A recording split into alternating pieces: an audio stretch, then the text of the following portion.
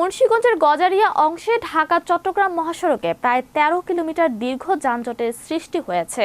মুন্সিগঞ্জ জেলা প্রতিনিধি এস.এম. নাসির উদ্দিন জানান, রোববার ভোররাত ৪টা থেকে শুরু হওয়া এ যানজট বেলা বাড়ার সঙ্গে সঙ্গে তীব্র আকার ধারণ করে সকাল ৭:৩০টার মধ্যে যান চলাচল স্বাভাবিক হয়। এ সময় চরম দুর্ভোগে পড়েন যাত্রী, পরিবহন, শ্রমিক ও পণ্যবাহী যানবাহনের চালকেরা।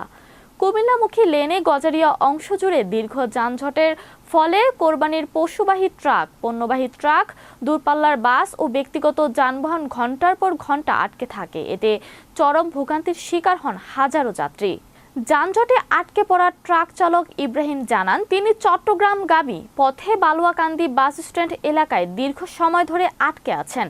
একাধিক যাত্রী অভিযোগ করেন, ঢাকা চট্টগ্রাম মহাসড়কের গজারিয়া অংশে প্রায় দীর্ঘ যানজট সৃষ্টি হয়।